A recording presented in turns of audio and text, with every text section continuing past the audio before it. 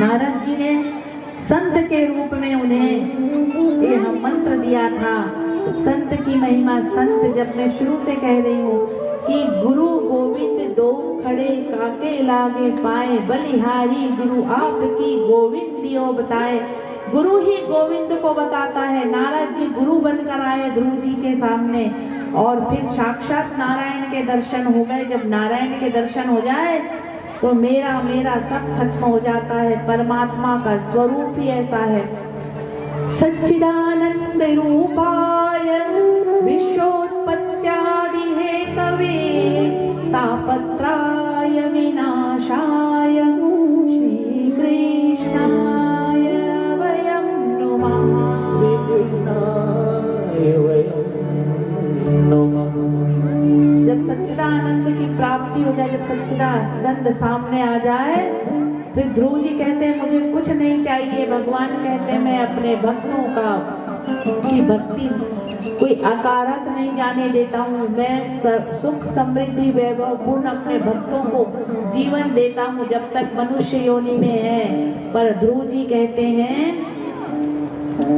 मेरा तारे हरि से जोड़े ऐसा कोई संत मिले।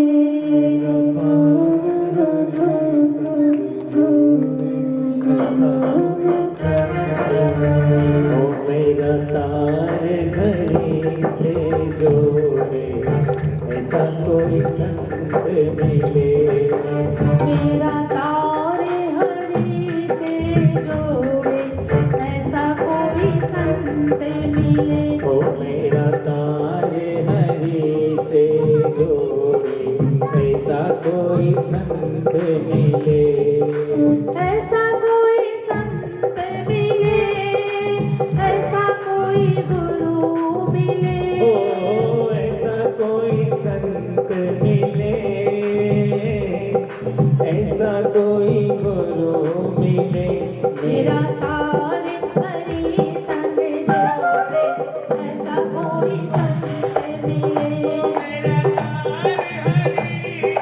जोड़े ऐसा कोई संत मिले। मेरा तारे गुरु संग जोड़े ऐसा कोई संत मिले। मेरा तारे गुरु से जोड़े ऐसा कोई संत मिले।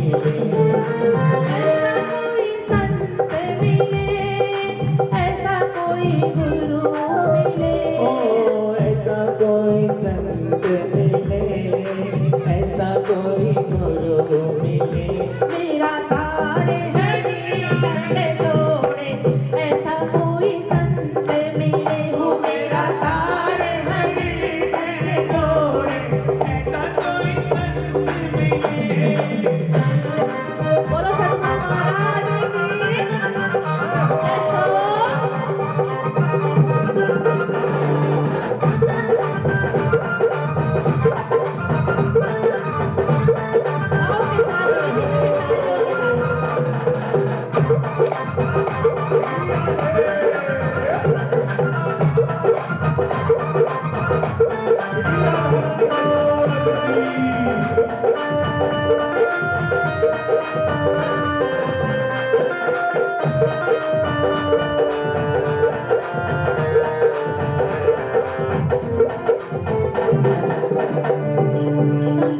दर्श के बड़े महात्म दर्श के बड़े महात्म लब जग में संत समागम। जग में संत समागम। संत दर्श के बड़े महात्म दर्श के बड़े महात्म दुर्लभ जग में संत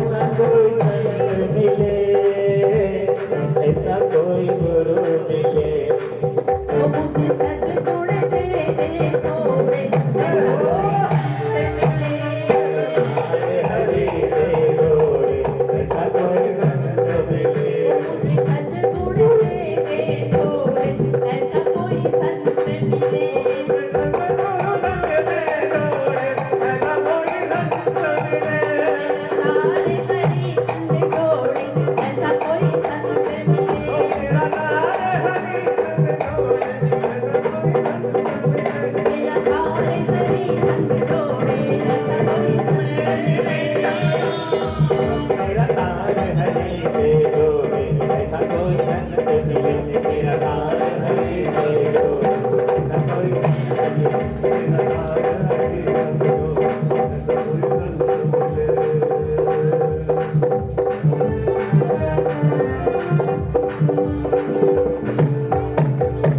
सद्गुरु महाराज की।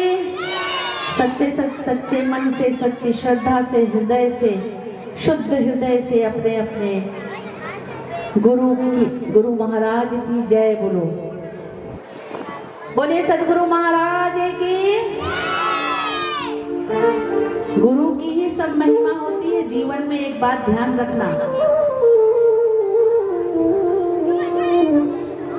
गुरु मिल जाए, गुरु के बताए मार्ग पर जब चलने लगे तो अपने आप ही हमारी जीवन की नैया पार हो लग जाती है।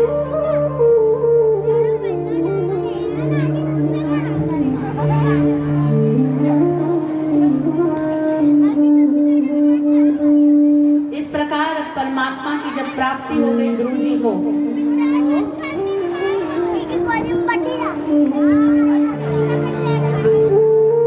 ध्रुव जी ने कहा मुझे कुछ नहीं चाहिए, बस मेरी भक्ति इस तरह से मेरा मन लगता रहे और मेरा तार हरि से जुड़ता चला जाए।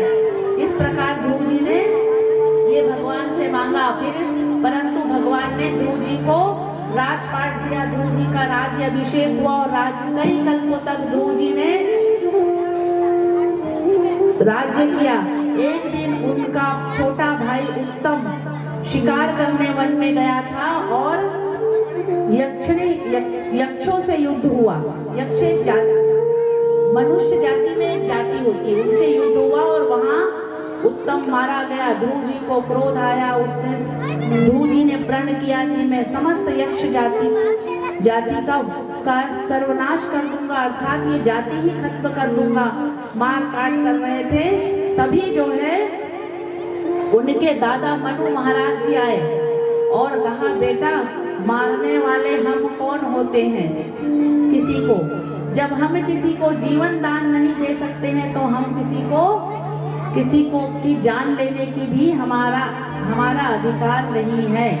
तो इस प्रकार ध्रुव जी के अंदर वैराग्य आया। जब वैराग्य आ गया तो उन्होंने अपना राजपाट छोड़कर चले गए वन में तप करने के लिए।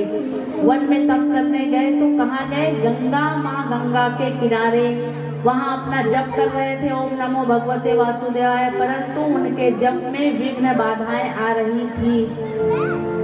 तो वो विघ्न बाधाएं आ रही थी क्यों? क्योंकि माँ गंगा की कलकल ध्वनि थी, जो आवाज थी उससे विघ्न बाधाएं आ रही थी।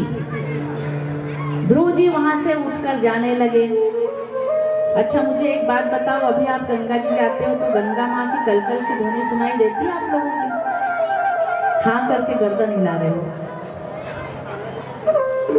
सुनाई देती है? नहीं देती है। माँ गंगा शांत रहती है कि नहीं? ध्रुव जी जब तप करने गए थे तो माँ गंगा, जब ध्रुव जी वहां से उड़कर जाने लगे तो माँ गंगा ने आवाज दी, बेटा ध्रुव कहाँ जा रहा है?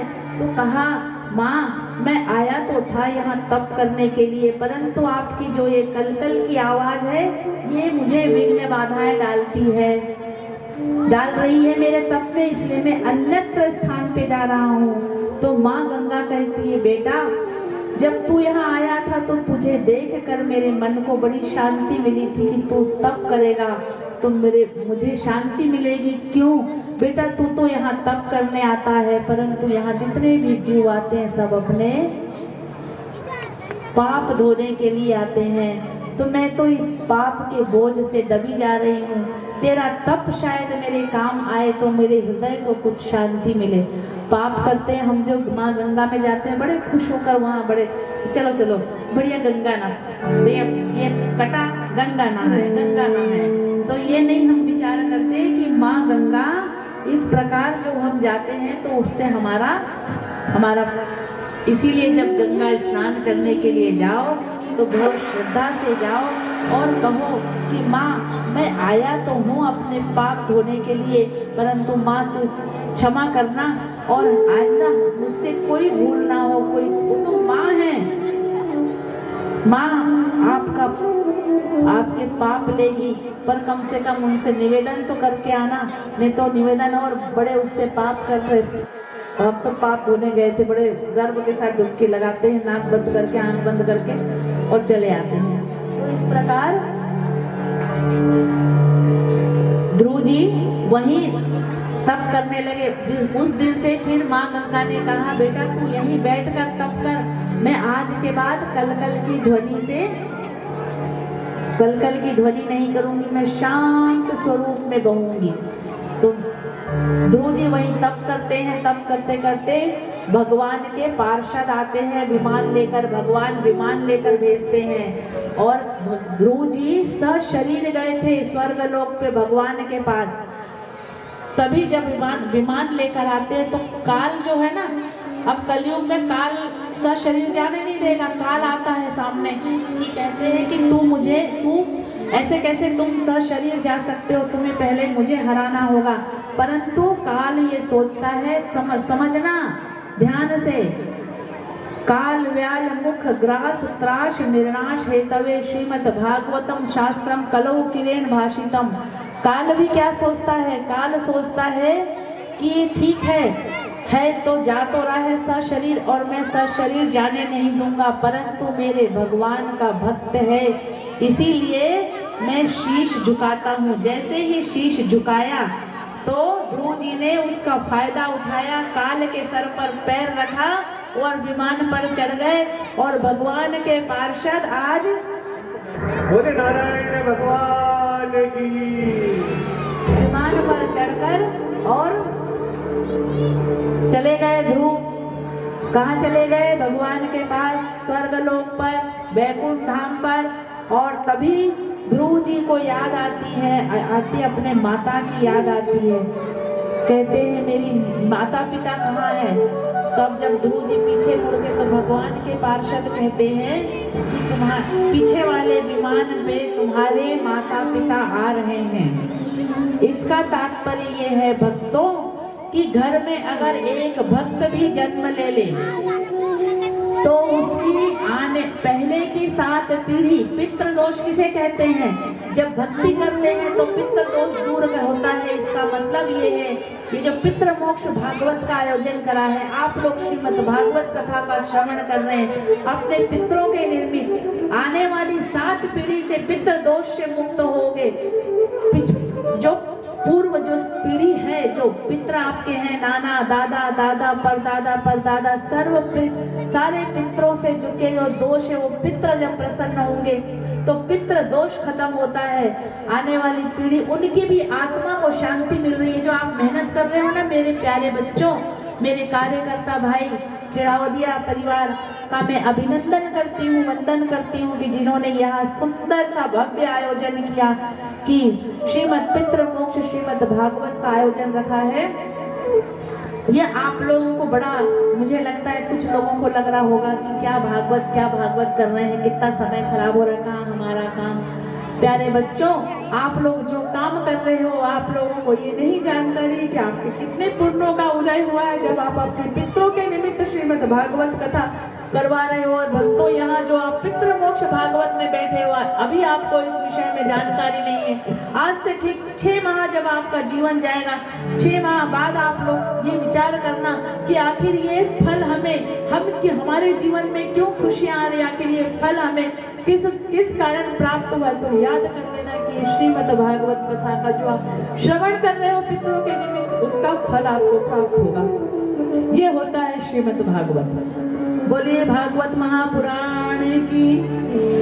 जो भक्त होते हैं उसकी पहले की पीढ़ी, आने वाली 7 पीढ़ी, मातृ पक्ष की पीढ़ी, सुनना बहुत ध्यान से, ध्यान का विषय है ये, समझने का विषय है, सुनने का विषय है। आने वाली 7 पीढ़ी अर्थात कितनी पीढ़ी हो गई, कितनी पीढ़ी की बात कर रही हूँ मैं? 21 पीढ़ी जो माताएं सुन रही है, मातृ पक्ष की, आपके मातृ पक्ष की, पितृ पक्ष की, और आने वाली 7 पीढ़ी, पिछली 7 पीढ़ी, ऐसे कई पीढ़ियों का उद्धार होता है श्रीमद् भागवत कथा के श्रवण से। बोलिए भागवत महापुराण की। इस प्रकार आप लोगों ने ध्रुव चरित्र सुना सबसे बड़ी बात तो यह है कि हमारे जो पितृ हैं, हो सकता है कई आत्माएं भटक रही होंगी। एक भक्त जब होता है जिसके घर में, कुल में उसका महत्व मैंने आपको बताया। जो भक्ति आज आप कर रहे हो, उस भक्ति से बस इतना समझ लेना, तुम्हें आनंद आ रहा हो या नहीं, वैसे तो तुम्हें बहुत आनंद आ रहा है मैं जानती हूँ, परंतु तुम्हें आनंद आ रहा है या नहीं, पर ये सोच लेना हम ये तप कर रहे हैं हमारे पितरों के लिए, हमारे आने वाली पीढ़ी के लिए हम ये तप कर रहे हैं, दोनों कार्य के लिए। बोलिए बाल कृष्ण गोपाल की। अब हम भरत चरित्र की ओर बढ़ रहे हैं। बोलिए कृष्ण भगवान की, बोलिए राधा रानी सरकार की। राजा प्रियव्रत के हैं अग्रविग्र के नाभि के वृषभदेव हमारे 8वें अवतार हैं। जैसे कि मैंने कथा में कहा था कि भगवान के 24 अवतार हुए, उन 24 अवतारों का वर्णन कि विस्तार पूर्वक भी बताया जाएगा, संक्षिप्त में भी बताया जाएगा, क्योंकि श्रीमद् भागवत 7 दिन में तो संपूर्ण हो नहीं पाती है, कुछ कुछ प्रसंग बताते हैं, पर करीब करीब सारे अध्याय ले लिए जाते हैं। 7 दिन का विधान बताया गया है उस नियम के अंतर्गत। तो राजा प्रियव्रत जो है उनके हैं अग्रविग्र के नाभि के ऋषभदेव जी के भरत जी हमारे ऐसे मस्त मौला थे। ऋषभदेव जी हमारे 8वें अवतार है। ऋषभदेव जी के 100 पुत्र थे। 100 पुत्र में ऋषभदेव जी संपूर्ण सृष्टि के सम्राट थे। सम्राट का मतलब समझते हो? संपूर्ण पृथ्वी के सम्राट। तो सम्राट थे, परंतु उन्हें अल्प आयु में ही उन्हें वैराग्य उत्पन्न हो गया। उन्होंने सब कुछ छोड़कर, राजपाट छोड़कर चले गए वन में। वृषभदेव जो जैन भगवान के जैन मंदिरों में देखा होगा आप लोग, वृषभ अवतार, वृषभ जी हमारे 8वें अवतार हैं। इसीलिए कहा गया है सनातन धर्म के आदि और अंत का पता कोई नहीं लगा पाया है। सर्वप्रथम सनातन धर्म था, बाकी सब पंथ हुए हैं। पंथ का मतलब समझते? जब संत हुए तो अपने अपने नियम लगा दिए, बाकी सब जो धर्म है वो पंथ है। सनातन धर्म है जिसका ना आदि ना अंत अभी तक किसी ने कोई पता नहीं लगा पाया। सृष्टि पर सबसे पहले सनातन धर्म ही आया, ये शास्त्र कहता है। दूसरी बात ये है, वृषभदेव को इस प्रकार जो है उन्हें अरुचि उत्पन्न हो गई, माया से जो दूर भगाए। मोह माया खत्म हो गई। जब मोह माया खत्म हो गई तो वो नग्न अवस्था में, देखो पूरा प्रूफ दे रही हूँ मैं, हमारे 8वें अवतार जो वृषभदेव हैं, पूरा प्रूफ हो रहा है कि नहीं। नग्न अवस्था में घूमने लगे। नग्न अवस्था में घूमने का तात्पर्य यह है कि परमात्मा अर्थात जब हमें देह भान नहीं रहता, हम राधे राधे राधे राधे, जब राधे राधे करते करते जब हम उस सीमा तक, उस ऊंचाई तक पहुंच जाते हैं, भक्ति की उस पराकाष्ठा पर पहुंच जाते हैं, जब हमारी भक्ति पुष्ट हो जाती है, हम बिल्कुल मजबूत हो जाते हैं, तब हमें कोई भान नहीं रहता हम तैयार हुए या नहीं हुए, हमने वस्त्र पहने हैं, ये क्या कहेगा, कौन क्या कहेगा, क्यों हुआ, कैसे हुआ। जब सब चीज से हम मुक्त हो जाएंगे तब हमें परमात्मा की प्राप्ति होगी। इस प्रकार वृषभदेव को यह भान नहीं था और वो कर्नाटक के जंगल में एक दिन जाते जाते गए, सामने आग थी, वन में जंगल में आग लग गया था, परंतु वो आग भी उन्हें नहीं दिखे। वो कृष्ण कृष्ण कृष्ण करते करते गए और आग में जल गए।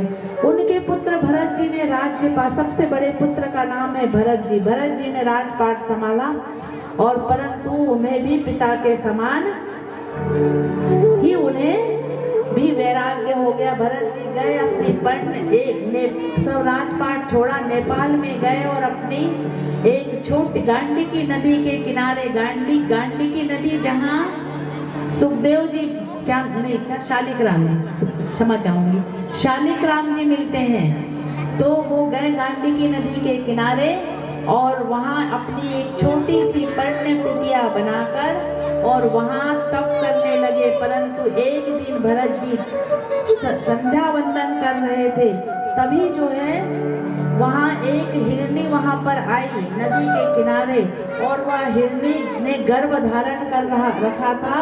जैसे ही हिरनी जो है जल पी रही थी नदी के किनारे, तभी एक सिंह ने नाद किया है, जोर से आवाज दिया, तो हिरनी जो है वो चौंक गई और वो नदी के उस पार जाने के लिए छलांग लगाई, परंतु उसे प्रसव हो गया।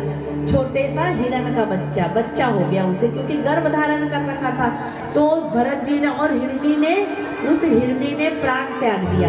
तो वृषभ देव जी वहाँ क्षमा चाहूंगी, भरत जी वहाँ खड़े थे। भरत जी विचार करने लगे, अरे इसकी माँ की मृत्यु हो गई, अब इस छोटे से नन्हे से बालक को कौन संभालेगा। ये छोटा सा हिरण का बच्चा, उस बच्चे को लिए और अपने कुटिया पर ले आए। अब ऐसा मोह आया कि राधे राधे तो भूल गए और वो हिरण के बच्चे के साथ दिन भर खेलने लगे। जो दादा सब रिटायर हो गए, अब कोई काम नहीं करते, वो अंतमति सो गति की ओर मत जाओ, नहीं तो जहाँ बैठोगे वहीं चिपके रह जाओगे। प्राण तो निकल जाएंगे पर आत्मा यहीं अटकी रह जाएगी, और आत्मा का अटकना इससे बड़ा दुर्भाग्य नहीं है जीवन में। ये बात याद रखना बड़े आसानी से। जो बूढ़ी माताएं हैं ना, अब यहाँ सर्वे करो, यहाँ कितनी बूढ़ी माताएं होंगी जिनकी बहुएं आ चुकी है। आप लोग ही करके देख लेना। आज आप कथा सुनकर जा रहे हो ना, कथा जाकर सुनना। खुद बूढ़े हो गए, बहू आ गई, पर बहू पे कोई जिम्मेदारी नहीं देना। क्यों? क्योंकि अपना राजपाट जाना नहीं चाहिए। अरे भैया, यहाँ राजपाट संभाल कर क्या करोगे? राजपाट वहाँ का संभालो। बहू आ गई, चाबी दो और जाओ राधे राधे करो। यही जीवन है, हंसने की बात नहीं है। दादा भैया जो भी है, अपने सब नॉमिनी बनाओ और राधे राधे करो। ये शास्त्र की बात मैं बता रही हूँ आप लोगों को। ये शास्त्र कहता है नहीं तो यही करते रह जाओगे। बहू से सुबह से उठे, आज कितनी बजे उठी पता लगाओ, पड़ोसन पे गई चुगली करने, अरे भारी बहू तो 8 बजे उठे भाई, 8 बजे उठे। अरे तुमको क्या करना, उसकी गृहस्थी, वो 8 बजे उठे 10 बजे उठे, तुम अपनी चाय बना के पी लो और नहीं अपनी 2 रोटी बना के खा लो। उसके बच्चे, देखो मैं कोई गलत बोल रही हूँ, उसका बच्चा, उसका परिवार, उसका पति दे तो ठीक है, नहीं तू जाने तेरा काम, मैंने मेरी रोटी बनाई और खा ली। राधे राधे करो, नहीं तो यहीं फिर मेरे बेटे को रोटी नहीं मिली, मेरे इसको ये नहीं हुआ, बस इसी में लगोगे तो छिपकली बनोगे। जो दीवारों पे आपने शास्त्र की बात बता रही हूँ, आपके घर में छिपकली देखते हो ना, छिपकली घर में घूमती, दीवार में चिपकी रहती है छिपकली। तो वो जो छिपकली है ना, वो छिपकली आप में से कोई आपकी नानी दादी काकी छिपकली बनकर चिपकी हुई है। कोई दादाजी होंगे जो ये सोचते हैं ना, कि जो सोचते मैं तो मेरे अब कुछ नहीं दूंगा, लास्ट तक कुछ नहीं दूंगा, कुछ नहीं करूंगा, बाद में छिपकली बन के दीवार बाथरूम घूमते रहना, और आने वाली जो तुम्हारी पीढ़ी है वो और पानी डाल के छिप कोई प्यार नहीं करेगी तुम्हारी पीढ़ी, छिप समझ गए? नहीं, शास्त्र की बात बता रही हूँ। छिपकली का ऐसे ही रहता है कि हमारे पितर रहते हैं वो भी। तो इस प्रकार ये नहीं करना है। इसलिए क्या करना है, हमें हमारी गति सुधारना है। जितना कम समय मिले, ध्रुव जी 5 वर्ष में का बालक, जितने कम समय में, बच्चों तुम लोग सुन लो ध्यान से, बच्चों बातें मत करो, ध्यान से सुनो। मैंने पहले बैठने से पहले कहा था मस्ती नहीं करोगे, सिर्फ मेरी तरफ देखोगे। जितनी कम अवस्था में राधे राधे करोगे, ये माता पिता का दायित्व। कल भी मैंने कहा था, किसी के हाथ खड़े नहीं हुए थे एक भी, कि कितनी माताएं हैं जो अपने बच्चों को सुंदरकांड याद करवाया है। जितनी कम अवस्था में, अल्प आयु में राधे राधे करोगे, उतनी जल्दी परमात्मा की प्राप्ति होगी। जब अल्प अवस्था में करते हैं तो सोना, फिर पीतल, फिर तांबा, फिर लोहा। अब जो आप लोग जो बुजुर्ग यहाँ बैठे वो लोहा ही लेने आए हैं। ये जो मेरे बच्चे बैठे हैं आगे, सोना लेके जाएंगे यहाँ से, सोना मिलेगा तुम्हें, सोना। समझ गए? ये भक्ति का है। कम उम्र में भक्ति होगी तो सोना मिलेगा, जल्दी परमात्मा की प्राप्ति होगी। एक छोटा सा मैं एक अपने जीवन पे बीती हुई एक बात बताती हूँ, क्योंकि जब भी मैं बच्चों को देखती हूँ तो मुझे एक घटना याद आ जाती है। मेरा भतीजा है छोटा, अब तो बड़ा हो गया,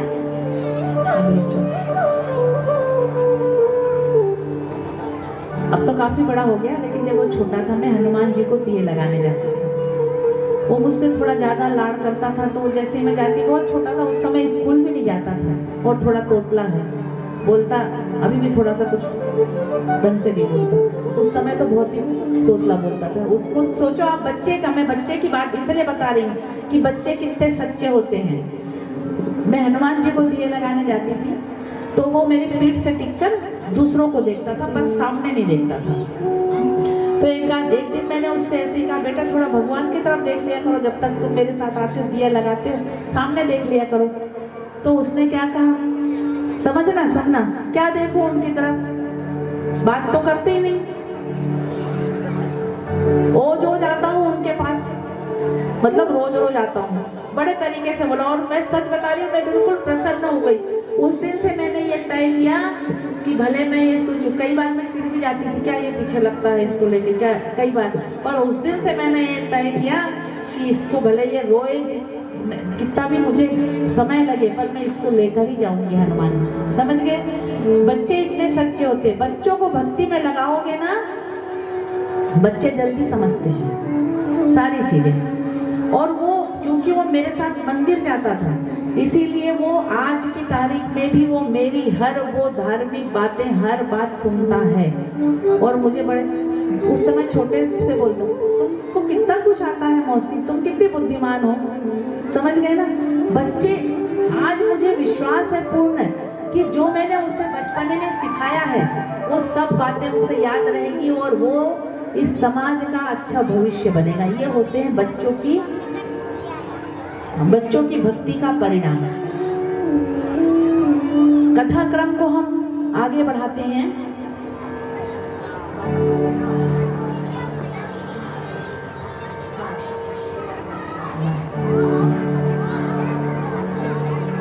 इस प्रकार भरत जी को मोह हो गया उस हिरणी पे।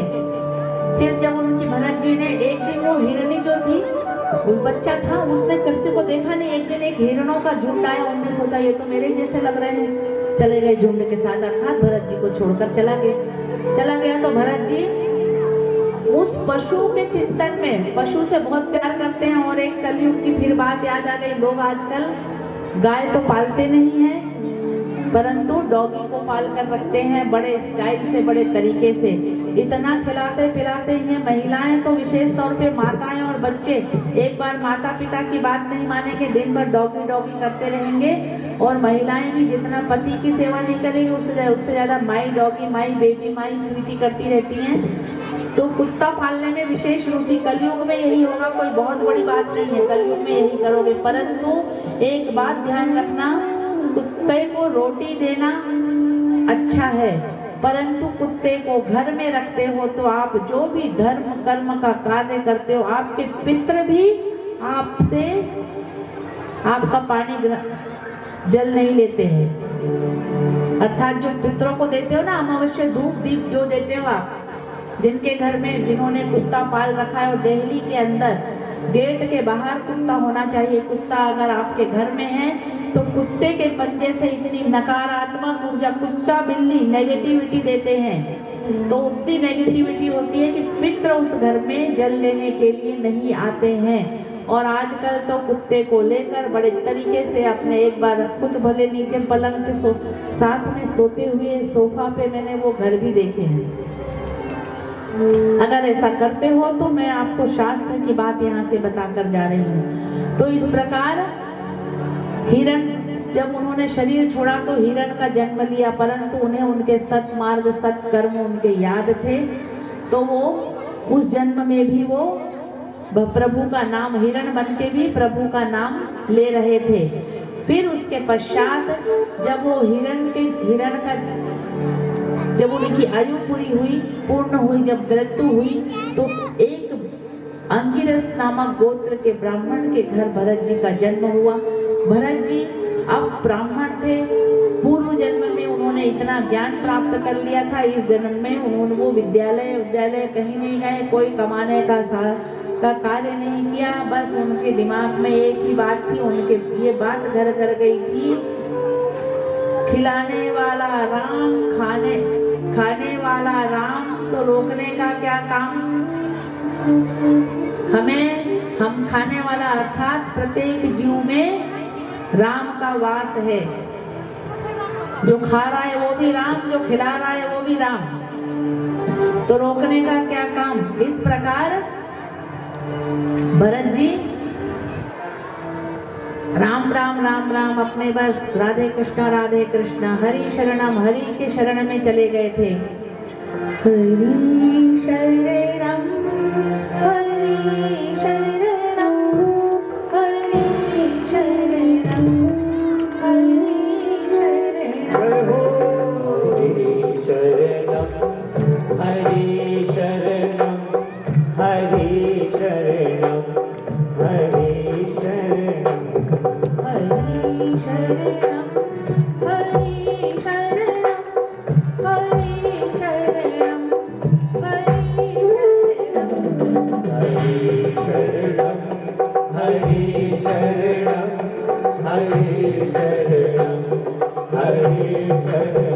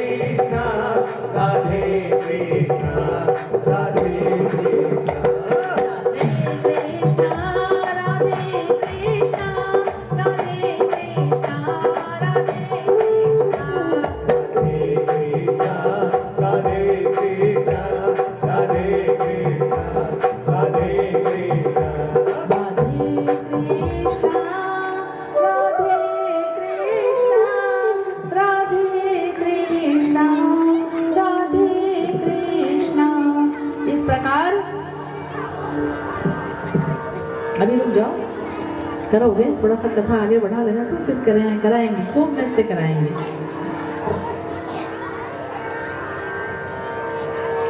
इस प्रकार भरत जी को परमात्मा की प्राप्ति हो गई थी और वो उन्हें किसी भी चीज का भान नहीं था। तो अब कहते हैं ना कि जो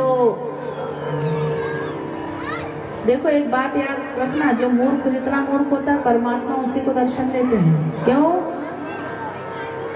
बड़े बड़े किस्से हैं, परमात्मा ने दर्शन उन्हीं को दिया जो जितना मूर्ख है। अर्थात मूर्ख का तात्पर्य यह है कि जो जितना सरल है परमात्मा उसी को दर्शन देते हैं।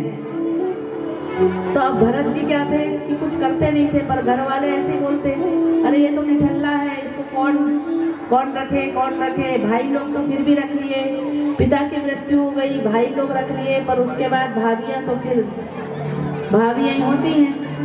रोज कान भरे, तुम्हारा भाई कुछ करता तो है नहीं। देखो तुम्हारा भाई लोगों ने भी कहा एक दिन कहा चल तो काम पे जाया कर। भरत जी गए खेत पे गए तो वहाँ वो हरे कृष्ण कृष्ण कृष्ण हरे हरे बोलने में ऐसे मगन हो गए कि खेत की रखवाली क्या, सब गाय वाय जो आए उनको चरा दिया। बोले खाओ तुम्हारा पेट भर जाएगा, खाओ। भाई आए, बोले अरे पागल, तुझे खेत की रखवाली के लिए भेजा था, तूने ये क्या किया? तो भरत जी ने कहा अरे भैया, खाने वाला राम, खिलाने वाला राम, तो रोकने का क्या काम? तो भाइयों ने कहा चल तू निकल, आज के बाद हमारे घर मत आना, तेरे को खाने वाला खिलाने वाला सब राम, तो तू निकल। भगा दिया। भरत जी बोले ये और अच्छा हुआ। संत क्या चाहे, संत गृहस्थी का कोई बोझ नहीं जाए। संत चाहता है मैं वन में जाऊं और बस राधे राधे करूं। कहाँ का ये झंझट रोज का, ये नहीं करा वो नहीं करा वो नहीं सारा। भरत जी भी गए बढ़िया, राधे राधे राधे राधे बढ़िया, हरे कृष्ण कृष्ण कृष्ण हरे हरे करने चले गए। तभी जो है एक राजा था, भील राजा था, निषाद राज नाम का भील राजा था। जो भील राजा ने ये यहाँ तय किया था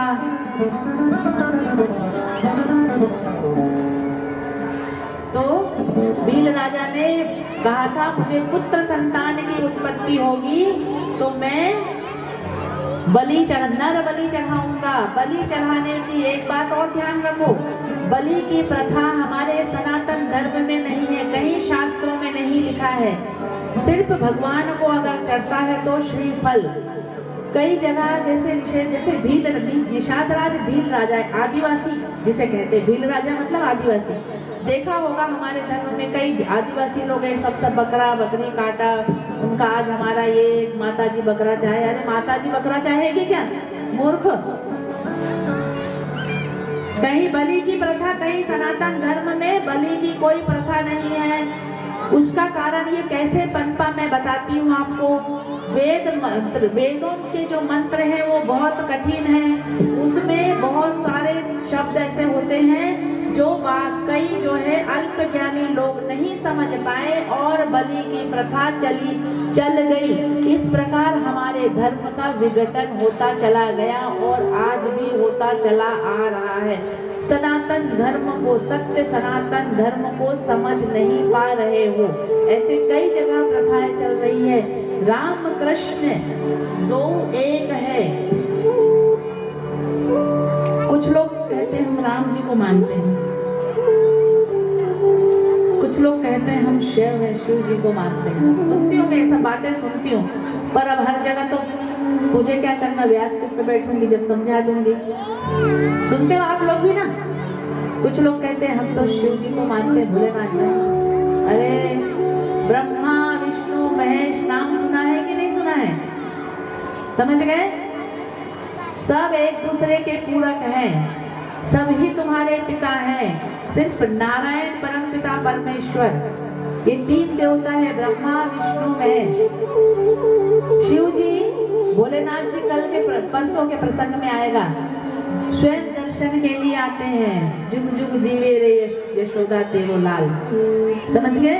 कथा ये बताती है भ्रम में मत रहो। मैं इसलिए थोड़ा बीच बीच में रोक के बताती हूँ क्योंकि भ्रमित है हमारा धर्म, दिन प्रतिदिन भ्रमित होता चला जा रहा है।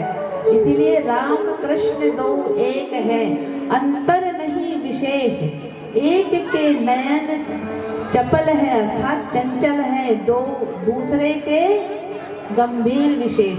बस इतना ही अंतर है। मर्यादा पुरुष अवतार है, 24 अवतार में भगवान, पहले राम अवतार, आज राम अवतार भी है। पहले राम अवतार हुआ, फिर कृष्ण अवतार हुआ। समझ गए? नारायण के ही अवतार हैं सब। समझ रहे हो बात को? राम को मानो या कृष्ण को मानो, पर मेरे भैया मानो तो सही किसी को। बस मेरा निवेदन ये है कि मानो किसी को, पकड़ लो किसी को भी, हाथ पकड़ लो बस। इस प्रकार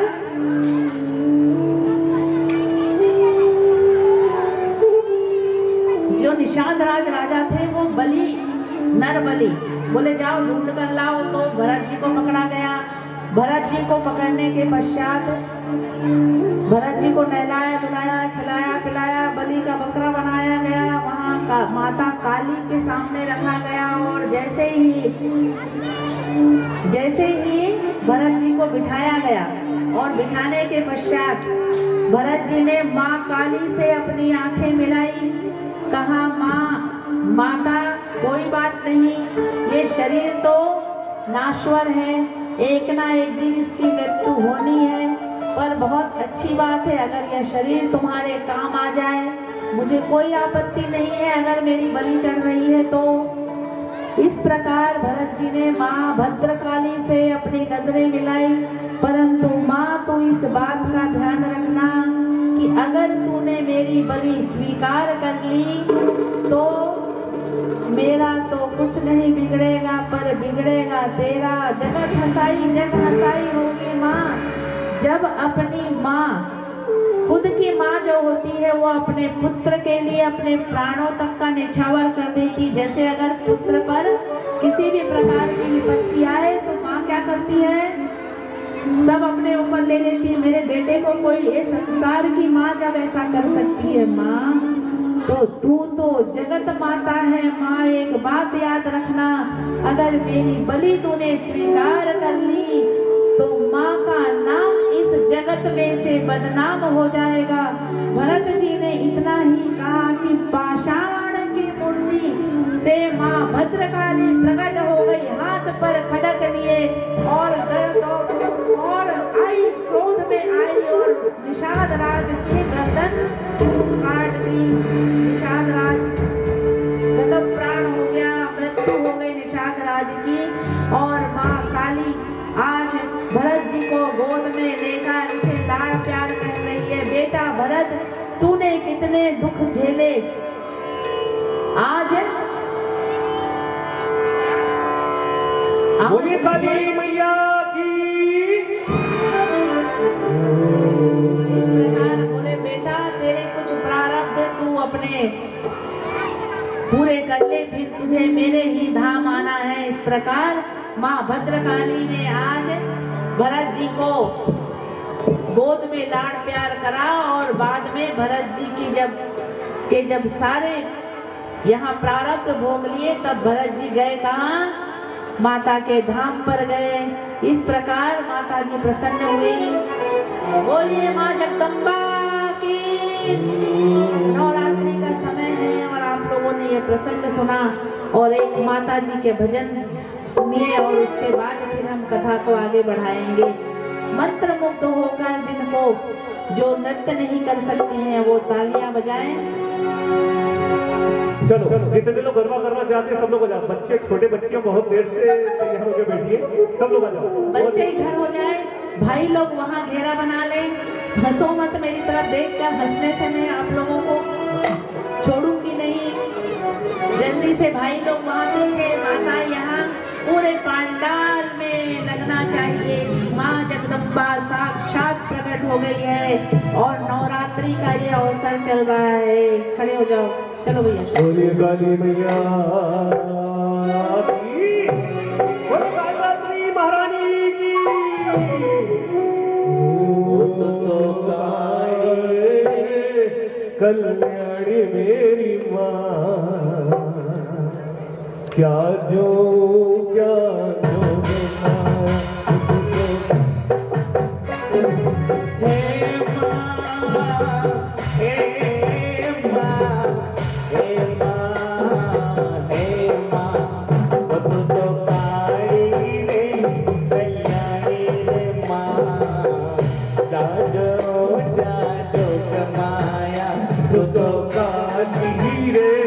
कल्याणी रे माँ, क्या जो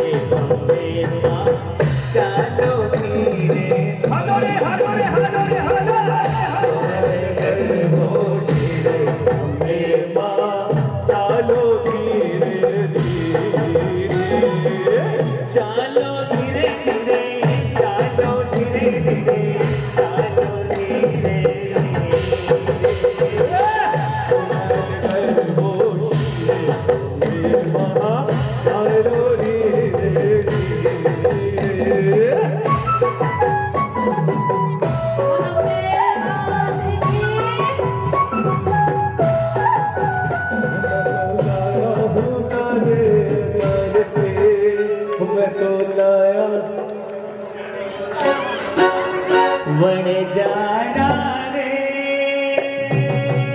तमे चालो रे चालो पावगढ़ चालो तमे चालो रे चालो पावगढ़ चालो मोरे प्रिया ने हो शेरो हाल ने ओ महाकाली ने बनावा रे तमे दरबार मावा रे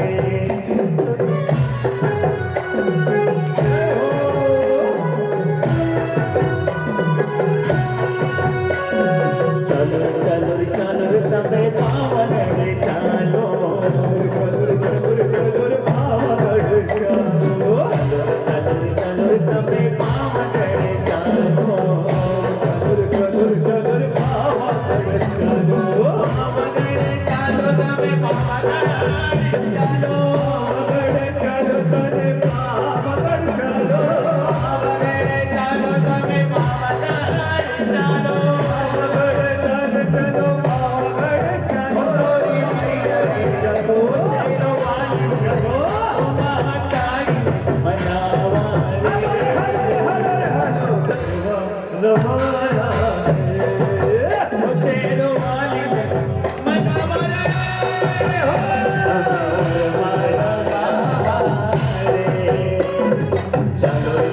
चलो तमे पावगढ़ चालो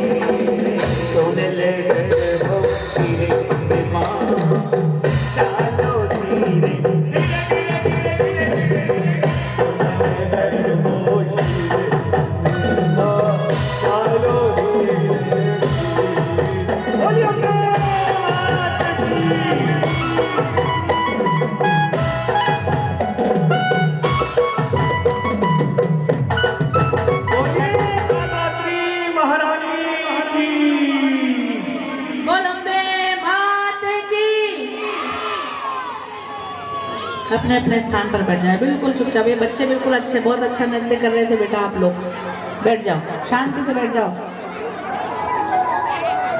कथा में प्रवेश करें, अपनी अपनी जगह पे बैठ जाएं, कथा में प्रवेश करें। भरत चरित्र के बाद आता है प्रहलाद चरित्र। कल आप लोगों को हिरण्याक्ष की कथा सुनाई थी। हिरण्याक्ष को सिराने में रखकर लेटे हुए थे। माता दीति के 2 पुत्र हुए। दैत्य पुत्र की उत्पत्ति हुई थी माता दीति को, तो हिरण्याक्ष और हिरण्याकश्यप। कल हिरण्याक्ष की कथा आप लोगों को सुनाई गई थी।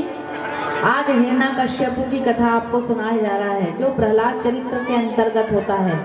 हिरण्याकश्यप, जब भगवान ने हिरण्याक्ष का वध किया था तो कौन सा रूप धारण किया था? कल बताया गया था। कौन सा रूप? वराह अवतार। वराह अवतार लेकर पृथ्वी को लेकर आए थे। हिरण्याक्ष नामक दैत्य सिराने पे रखा था पृथ्वी को। अब आज हिरण्याकश्यप, दोनों भाई हैं। हिरण्याक्ष और हिरण्याकश्यप दोनों भाई हैं। जब हिरण्याक्ष का वध नारायण ने, वराह भगवान नारायण के रूप में, तो हिरण्याकश्यप नारायण से द्रोह करने लगा। जब नारायण से द्रोह करने लगा तो उसका द्रोह का मतलब क्या हुआ? शत्रुता रखने लगा। जब नारायण से शत्रुता रखने लगा, और जब भगवान से शत्रुता रखते हैं तब क्या करते हैं दैत्य? जो लोग धर्म का विरोध करते हैं, धर्म के कार्य का, धार्मिक कार्य का विरोध करते हैं, वो दैत्य कहलाते हैं। समझ गए? ये कथा हमको ये बताती है, वो क्या कहलाते हैं? दैत्य कहलाते हैं। इस प्रकार हिरण्याकश्यप नारायण से द्रोह करने लगा, तो वो जो है फिर से, ये बच्चे यहाँ वहाँ बहुत दौड़ लगा रहे हैं और हल्ला भी कर रहे हैं। तो कार्यकर्ताओं से निवेदन है कि थोड़ा सा बच्चों को, अगर इनको खेलना हो, अगर ये बोर हो गए हो तो इनको खेलने थोड़ा दूर भेज दो। पर यहाँ पंडाल के आगे दौड़ दौड़ के मत खेलो। कल मैंने वीडियो भी देखा था, उस पर आवाज़ मेरी नहीं आ रही थी, सिर्फ बच्चों के चिल्लाने की आवाज़ आ रही थी। तो अगर बच्चे बोर हो गए हैं कथा सुनकर और अब बैठना नहीं चाह रहे हैं, मेरी बात नहीं सुनना चाह रहे हैं बच्चे, तो इनको बोलो ये हल्ला मचाए, दौड़ दौड़ के ये दीवार के उस तरफ जाकर खेलें। इस प्रकार हिरण्याकश्यप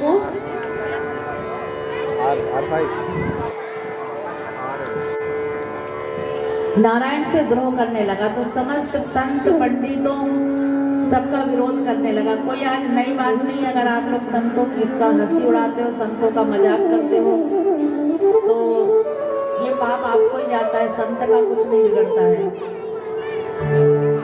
ये प्राचीन काल से चला आ रहा है, समय समय पे। तो नारायण, और मंदिरों में ताले लगवा दिए, बोले नारायण की पूजा कोई नहीं करेगा, जो भी जब तब पूजा करेगा वो मेरा ही करेगा, मैं ही भगवान हूँ। हिरण्याकश्यप अपने आप को भगवान मानने लगा और कहा मेरी पूजा करो। भगवान भगवान होते हैं, गुरु गुरु होते हैं, संत संत होते हैं। कोई संत या कोई गुरु भगवान के स्थान पर को नहीं ले सकते, ये हमारा सनातन धर्म कहता है। और कई जगह मैंने ऐसा भी देखा है, कई मंदिरों में ऐसा देखा है, कई लोगों के घर के मंदिर में वो भगवान की मूर्ति के साथ ही भगवान गुरु की मूर्ति रख देते हैं।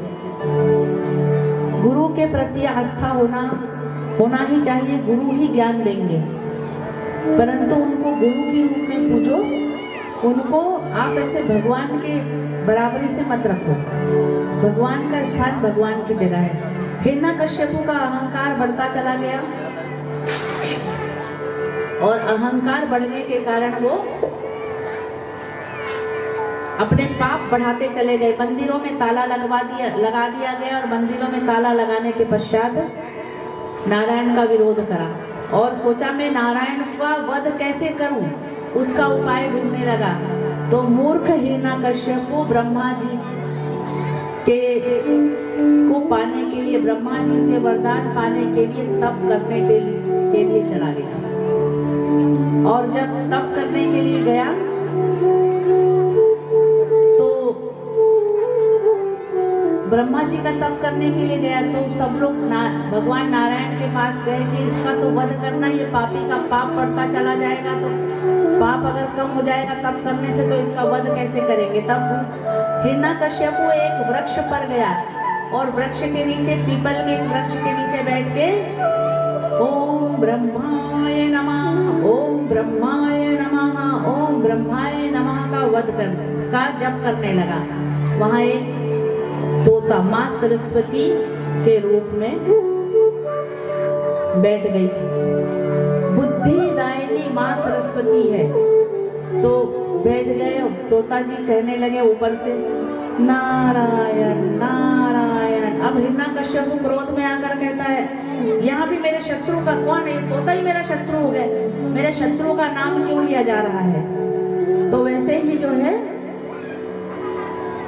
तोता नारायण नारायण कहने लगा। अब हिरण्यकश्यप जो है क्रोध में आ गए और क्रोध में आकर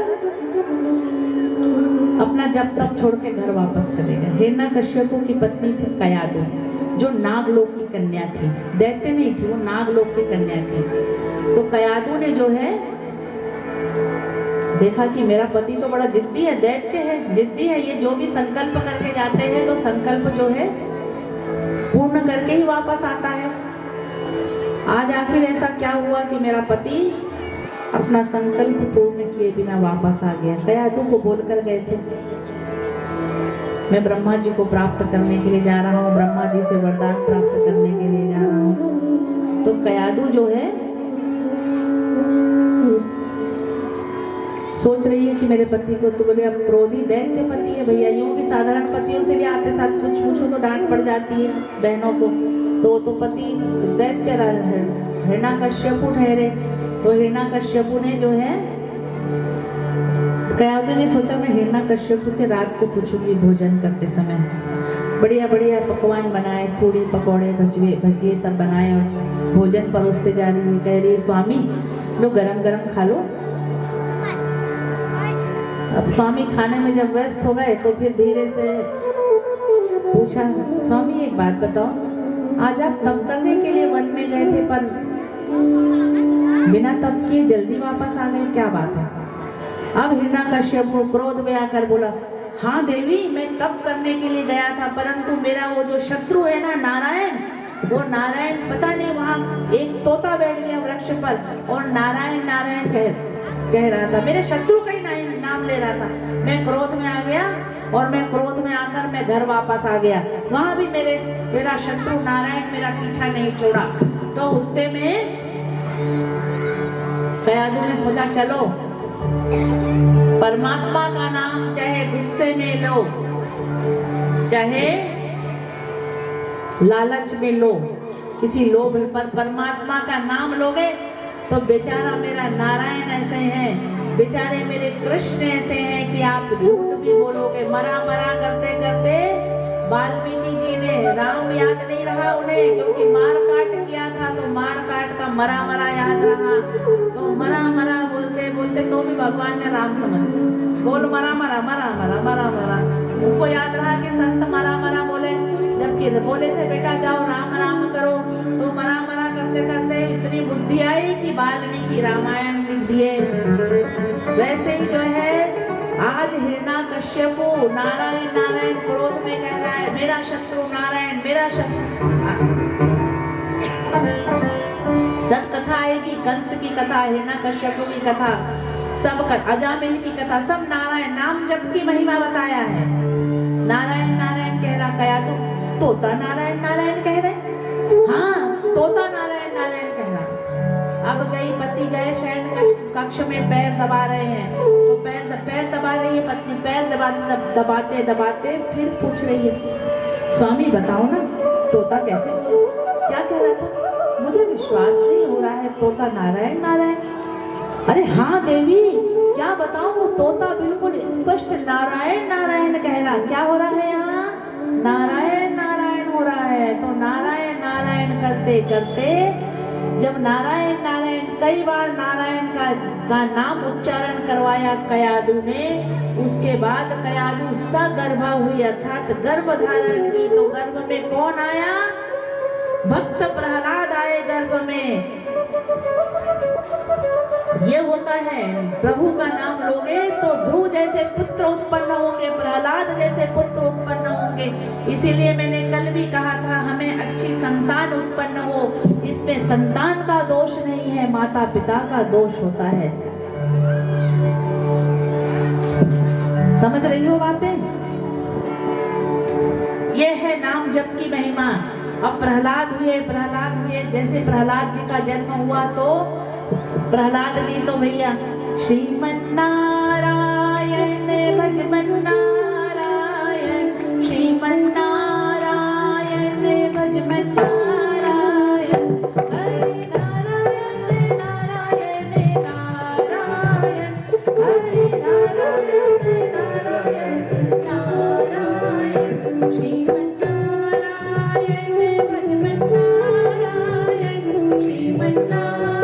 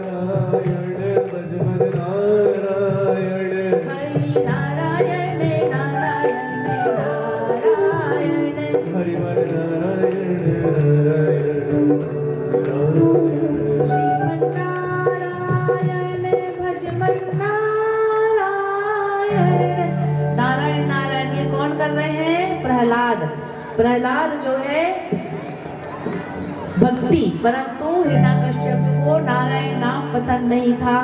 पाठशाला भेजा पढ़ने के लिए, तो अब दैत्यों के गुरु कौन है? शुक्राचार्य। शुक्राचार्य क्या पढ़ाएंगे? मार काट। और प्रहलाद वहां सब बच्चों को लेके क्या करे? नारायण नारायण का जप करवाए। एक दिन हिरण्यकश्यप क्रोध में आ गए, पूछे कि बेटा तुम वहां क्या सीखते हो? तो उन्होंने कहा, उनने नौदा भक्ति का, प्रहलाद जी ने नौदा भक्ति की, पिताजी 9 प्रकार की भक्ति होती है, 9 प्रकार की भक्ति प्रहलाद जी ने अपने पिता को बताया। परंतु ये सब हिरण्यकश्यप को समझ में नहीं आया। तो हिरण्यकश्यप ने प्रहलाद जी पर तरह के अत्याचार किए, और अत्याचार करने के पश्चात एक दिन हिरण्यकश्यप क्रोध में आकर पूछता है अपने बेटे से कि बता, तू नारायण नारायण कहता है, कहाँ है तेरा नारायण? बता तेरा नारायण कहाँ है? तो प्रहलाद जी कहते हैं, मेरा नारायण तो हर जगह व्याप्त है। यहाँ नारायण, वहाँ नारायण, यहाँ नारायण, वहाँ नारायण, सब में नारायण नारायण नारायण, सब में नारायण नारायण नारायण, मुझ में नारायण, तुझ में नारायण, तुझ में नारायण, तुझ में नारायण, जहाँ देखो वहाँ नारायण नारायण, जहाँ देखो वहाँ नारायण, जहाँ देखो वहाँ नारायण नारायण, जहाँ देखो वहाँ नारायण नारायण, श्रीमन नारायण भजमन नारायण,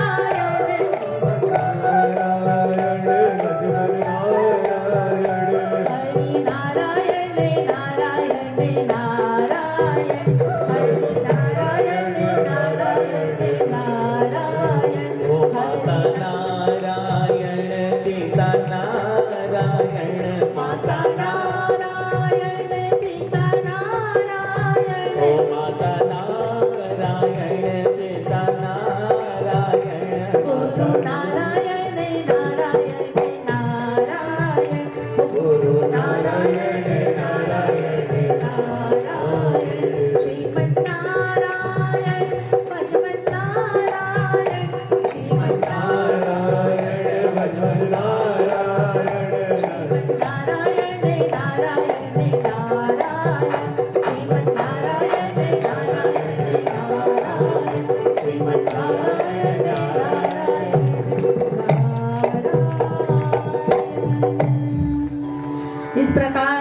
प्रहलाद जी नित्य प्रति नारायण नारायण और पूछे कि है ना इस खंबे में तेरा नारायण है? हाँ मेरा नारायण सर्वत्र है। तब बोलते ठीक है देखता हूँ इस खंबे में तेरे नारायण। विश्वास, भगवान कहाँ मिलेंगे, कब मिलेंगे, कैसे मिलेंगे? भगवान की प्राप्ति सिर्फ होगी विश्वास से। जिस दिन विश्वास हो जाएगा कि परमात्मा हर जगह है तो उस दिन नारायण मिल जाएंगे। जब प्रहलाद के विश्वास से खंबे से भगवान को निकलना पड़ा तो बोले इस खंबे में है नारायण? कहा हाँ इस खंबे में है नारायण।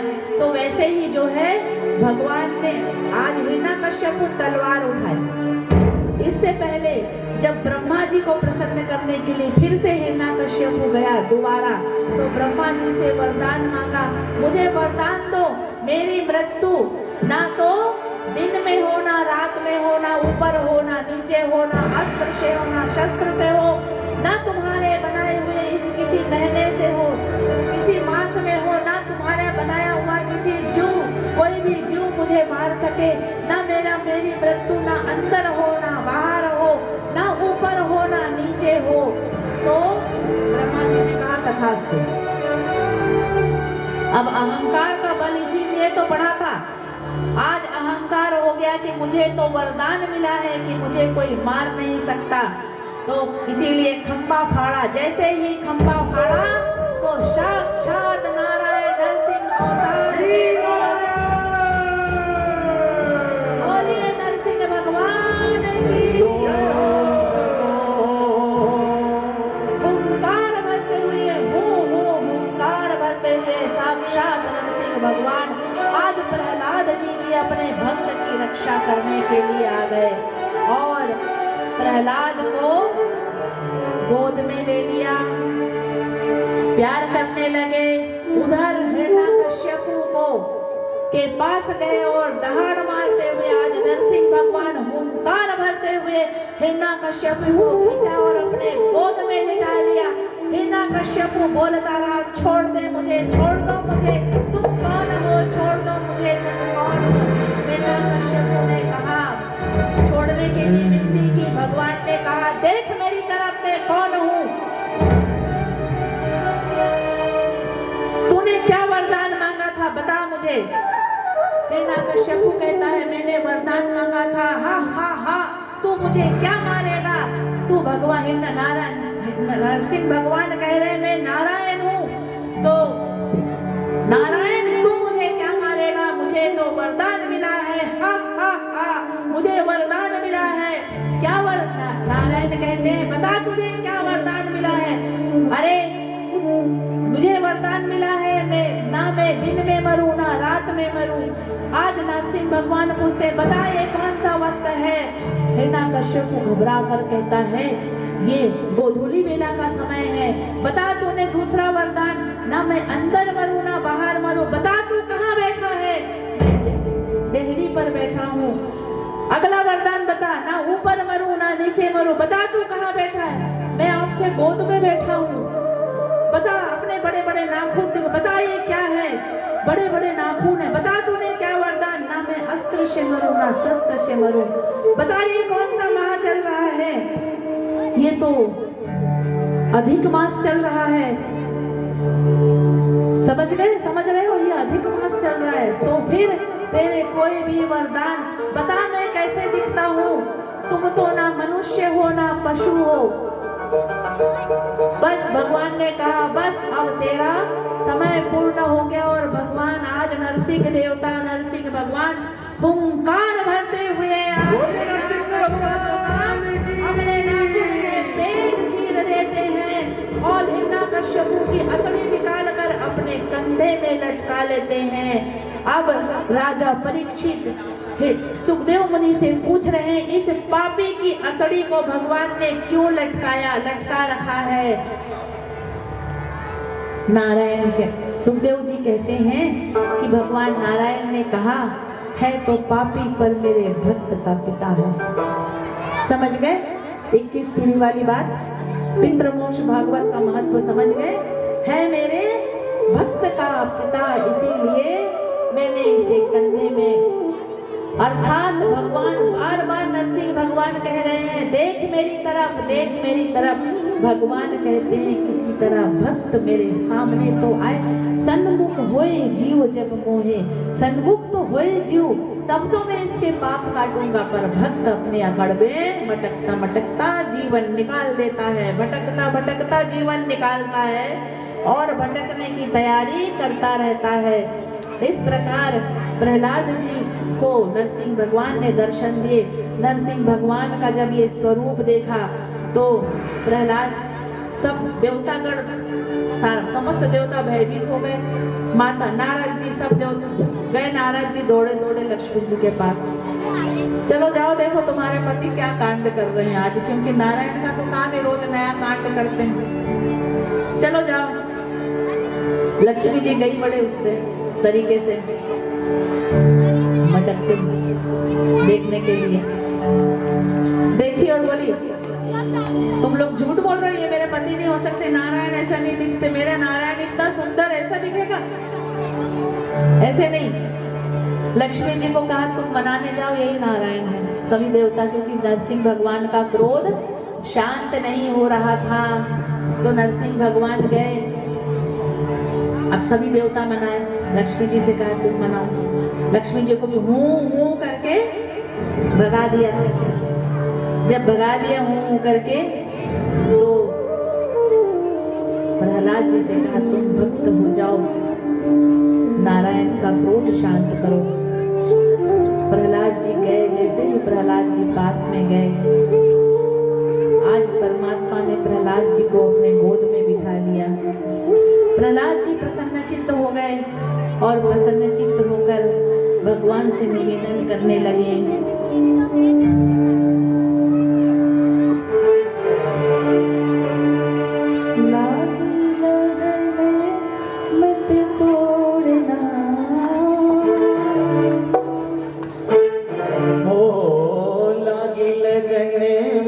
तोड़ना हो, लागी लगन मत तोड़ना, प्रभु की मेरी लगन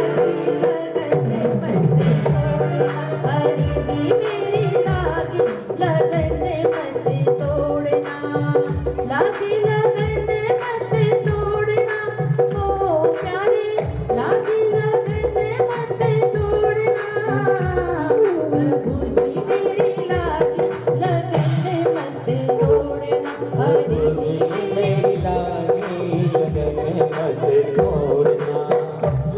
लगन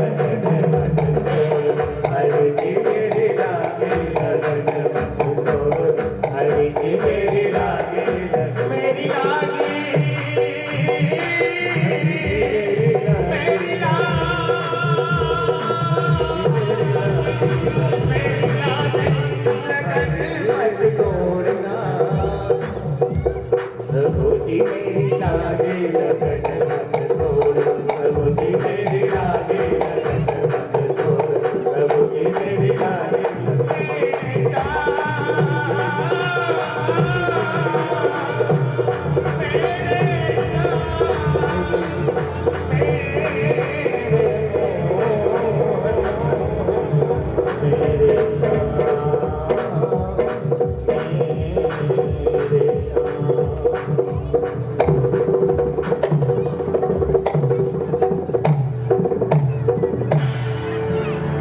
गोपाल कृष्ण भगवान। इस प्रकार प्रहलाद चरित्र की कथा आप लोगों ने श्रवण किया। अब हम अगले चरित्र की ओर बढ़ते हैं। अजामिल की एक कथा आती है। अजामिल एक बुद्धिमान ब्राह्मण था, परंतु जब बुद्धि भ्रष्ट होती है ना, एक गणिका को देख के अर्थात एक पराई स्त्री को देखकर उसका मन खराब हो गया और उसने अपनी पत्नी और अपने बच्चों को छोड़कर उस पराई स्त्री के साथ चला गया। वहां जाकर सब गांव में अपमान होने लगा। वहां जाकर अजामिल, जो ब्राह्मण का अजामिल, डाकू बन गया। क्यों? जैसा संग करोगे वैसा ही आपको। गणिका क्या सिखाएगी? धर्म पत्नी कहा जाता है, पत्नी को धर्म पत्नी, धर्म पति नहीं कहा जाता। कभी भी सुना आप लोगों ने नाम ऐसा सुना? धर्म पति है। आप लोग बोलते हो ना मेरी धर्म पत्नी है। पत्नी वो होती है जो पति को पतन के मार्ग में जाने से रोके, उसे कहते हैं पत्नी। पत्नी का दायित्व है कि वो पतन के मार्ग पर जाने से पति को रोके, इसीलिए